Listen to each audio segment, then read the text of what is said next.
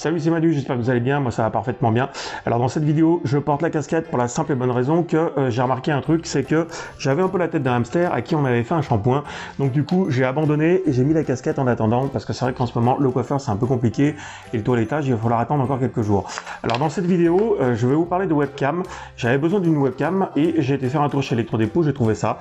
Alors il y a plein de vidéos déjà sur cette webcam Trust, mais je vais la déballer et la tester pour vous. Alors 1,3 mégapixels avec éclairage à LED et micro incorporé. Donc voilà, en général Trust c'est plutôt une bonne marque, ils font pas mal de choses. Et puis de toute façon chez Electrodépôt il n'y avait pas 50 modèles différents. Et là c'était vraiment pour me dépanner. Donc du coup je vais l'ouvrir devant vous, je la teste et après je vous donne mon avis. Avant toute chose, n'hésitez pas à cliquer pour vous abonner et à recevoir les notifications et à liker si vous avez apprécié la vidéo, bien sûr. Ça me donnera un coup de main pour avancer et puis vous proposer d'autres choses par la suite. Allez, on ouvre ça.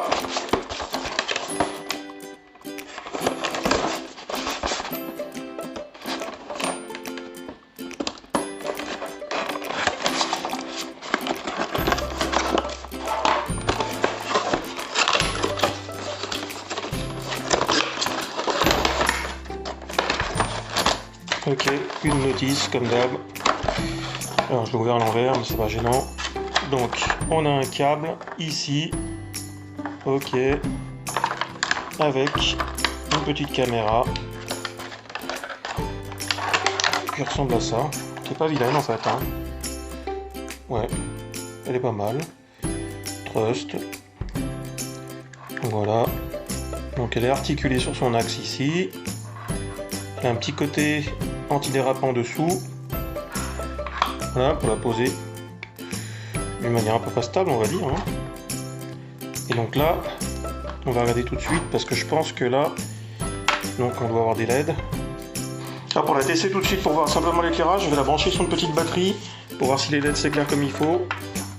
Ok, toc. On va dire qu'on va les mettre là-dessus, si ça veut bien s'allumer. On va voir ce que ça fait ou est-ce que ça fait pas. Ça fera peut-être pas forcément, parce que je pense qu'il faut qu'elle soit forcément alimentée en USB. À moins qu'on ait... Ah si, voilà. Super. Donc il y a un petit curseur ici, sur la télécommande, là, qui permet de régler la luminosité, tout simplement.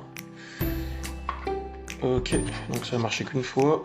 Je sais pas, ça c'est pas mon signe. Voilà, bon, je vais simplement allumer la batterie. Donc voilà, donc on a un petit éclairage dessus. Bon, ça peut être pratique. Donc après, bon voilà, hein, je pense que ce sera un éclairage moyen. Je vais éteindre la lumière d'appoint que j'ai là. On voit ce que ça va donner, si ça éclaire quand même suffisamment. Donc c'est pas prévu pour être éclairé avec la batterie, en tout cas ça c'est sûr. Mais ça permet quand même, vous voyez, d'éclairer suffisamment quand on est dans un endroit qui est un peu obscur. Donc, hop, je me remets ma lumière d'appoint. Donc ça fonctionne plutôt pas mal.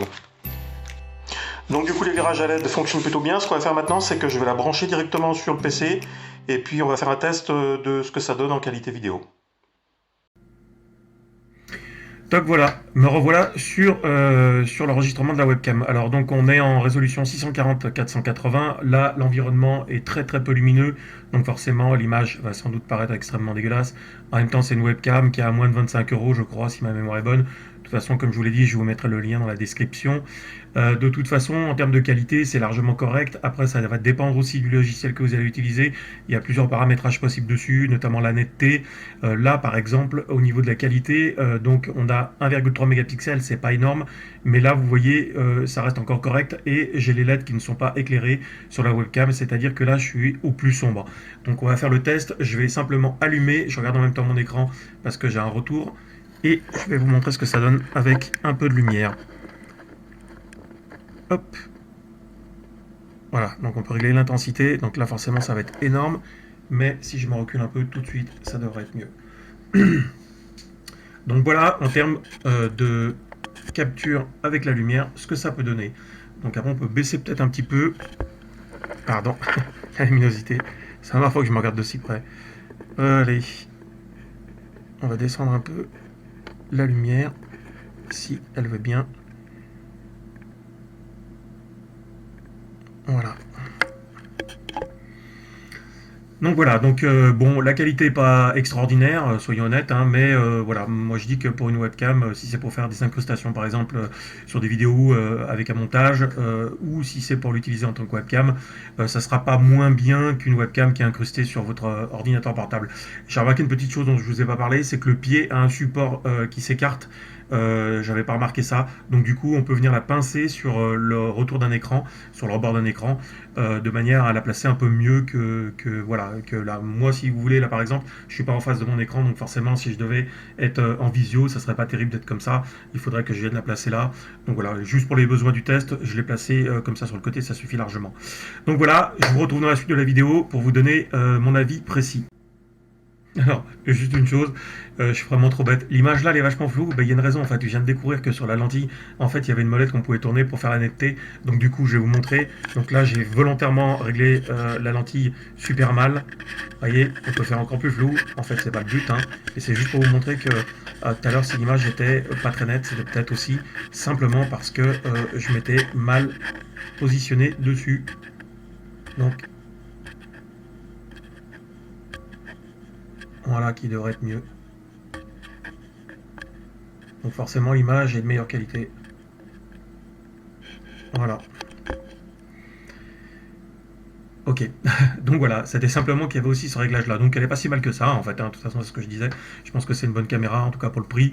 C'est vrai qu'après si vous achetez une webcam à 150 €, forcément ça sera pas la même qualité, vous aurez peut-être du 4K ou je ne sais quoi, donc là c'est du 640-480, ça suffit largement pour une caméra. Donc voilà, et je vous dis à la suite.